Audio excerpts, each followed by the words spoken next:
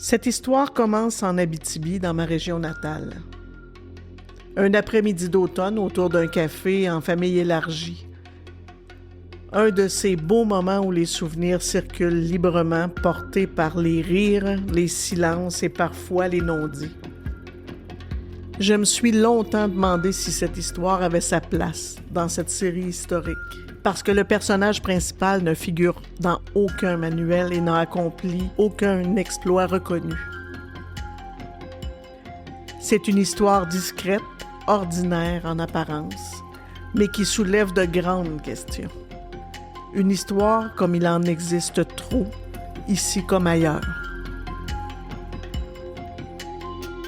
Aujourd'hui, je vous raconte un récit qui se déroule entre les années 30 et les années 70. Une histoire qui touche directement ma grand-mère. Une histoire que j'ai découverte presque par hasard en retraçant les branches de notre arbre généalogique.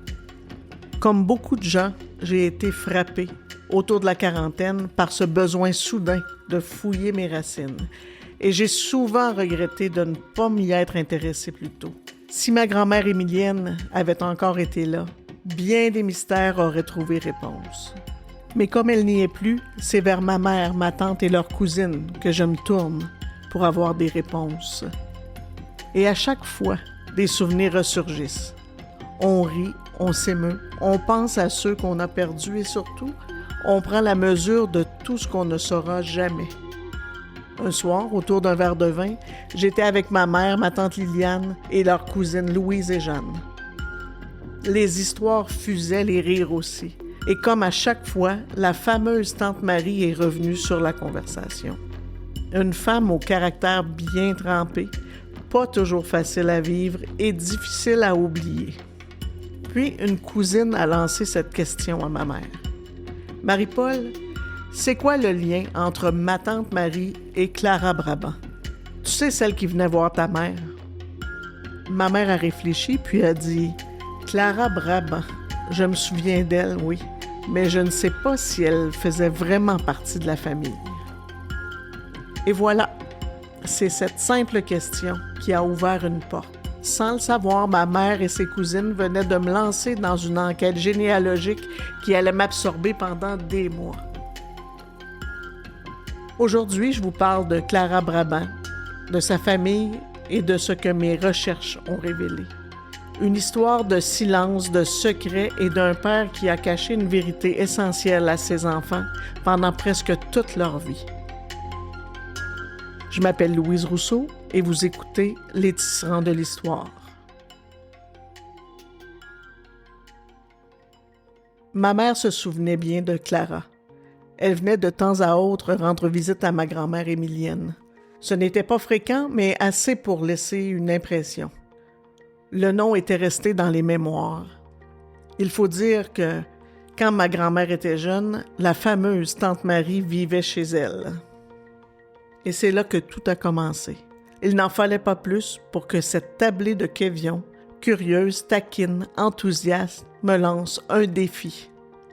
Découvrir qui était Clara Brabant et ce qu'elle était devenue.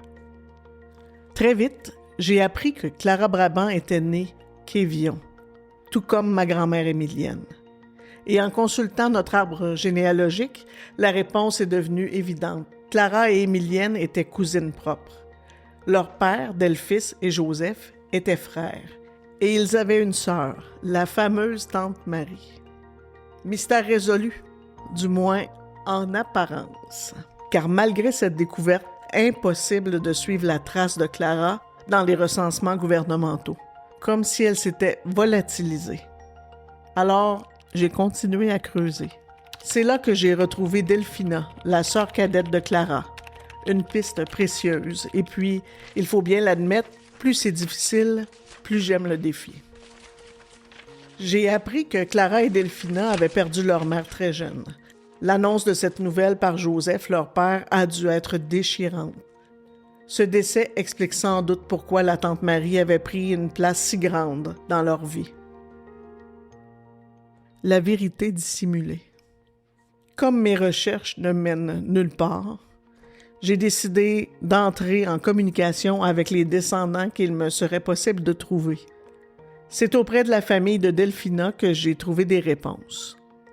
Une de ses descendantes, Thérèse, s'était penchée sur le cas de la famille dans les années 80. Et c'est là que la réalité est apparue, nette et brutale. Félonie, la mère de Clara et Delphina, n'était pas morte jeune. Elle n'était pas morte du tout, du moins pas quand ses filles ont appris son décès.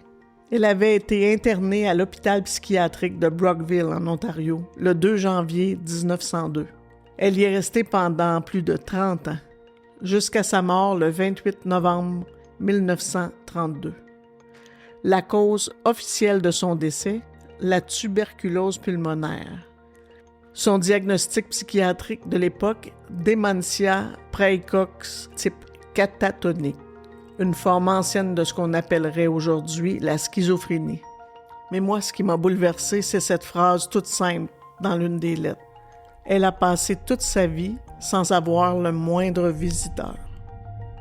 Pas une visite, pas une lettre, rien. Joseph n'a jamais dit à ses filles que leur mère était en vie. Il leur a menti et ce mensonge, il l'a porté seul jusqu'à sa mort. Pourquoi? Par honte? Par peur du jugement? Par désir de les protéger? Je ne sais pas, mais ce silence a laissé une trace profonde. Un vide pour Clara et Delphina, puis un isolement brutal pour Félonie. La lettre de Clara. Et puis, dans les documents fournis par Thérèse, j'ai découvert quelque chose d'inattendu. Une lettre bouleversante écrite par Clara à sa mère. Quelque chose où quelqu'un a fait en sorte que Clara a tout de même cherché sa mère et l'a finalement trouvée dans un hôpital psychiatrique. Et elle lui a écrit. « Chère maman, juste un petit mot pour vous dire que je suis très heureuse d'avoir trouvé votre adresse et aussi contente de savoir que vous êtes toujours en vie et en bonne santé. Je voudrais tellement vous voir, mais étant donné que je suis maintenant loin, cela devra attendre. Je pense bien à vous. Je vous envoie ma photo ainsi que celle de mon mari. Nous avons 3 beaux garçons, tous grands et forts. J'espère que cela vous plaira. J'espère avoir de vos nouvelles bientôt. De la part de votre fille, Clara, je vous souhaite un joyeux Noël. » Ce mot porte en lui une tendresse immense et une tristesse insondable. Clara n'aura jamais la chance de rencontrer sa mère, qui mourra avant. Conclusion. Ce que j'ai découvert au fil de cette enquête, c'est que les drames silencieux laissent parfois une empreinte plus profonde que les grandes tragédies. À l'époque où Félonie fut internée, les soins pour des problèmes de santé mentale et même les diagnostics n'avaient pas la justesse qu'ils ont aujourd'hui. Est-ce que Félonie souffrait vraiment de schizophrénie? Souffrait-elle plutôt d'une dépression postpartum? Félonie Guindon n'a pas de tombe connue et encore moins sa place dans les livres de l'histoire du Québec. Son nom n'est même pas gravé dans une pierre, nulle part. Aucun lieu où l'on peut lui déposer des fleurs ou simplement se recueillir. Elle n'a pas eu d'histoire racontée et pourtant, son absence a façonné le destin de ses filles et d'une certaine manière celle de tous ceux qui leur ont succédé. Son nom n'apparaît dans aucun manuel, registre officiel de l'histoire collective. Et pourtant, les avancées en santé mentale, les progrès en psychothérapie, les réformes des institutions psychiatriques, tout cela s'est bâti sur les vies de femmes comme Félonie Guindon. Des femmes internées sans explication, oubliées entre les murs d'un hôpital, à une époque où la parole des hommes suffisait à les faire disparaître. L'histoire canadienne, comme tant d'autres, est traversée de ces récits. Des récits de femmes dont les pères, les maris et les frères ont exercé un pouvoir légal mais démesuré pour les faire taire, pour les écarter et les effacer. Je pense souvent à Clara et Delphina, à ce qu'elles ont cru et à ce qu'elles ont découvert tardivement. Je pense à Joseph, à cet homme qui a choisi de mentir et dont les raisons nous sont inconnues. Ce qui me frappe, c'est à quel point nos histoires familiales sont parfois tissées de silence et de secrets. Merci d'avoir écouté Les Tisserands de l'Histoire. Je suis Louise Rousseau et je vous retrouve bientôt pour un prochain épisode. Les Tisserands de l'Histoire, épisode 2, Félonise Guindon, écrit et réalisé par moi, Louise Rousseau. Si vous avez aimé ce balado, ajoutez-le à vos favoris pour rester informé sur les prochains épisodes. À la prochaine! Mes sources de référence. Banque numérique.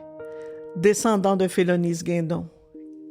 Catholic Parishes of Onaping Falls et Cartier. Ancestry. MyHeritage. Outils de recherche généalogique BMS 2000. Institut généalogique Drouin. Je ne peux pas terminer ce balado sans remercier Thérèse, sans qui je n'aurais jamais pu avoir accès à ces informations.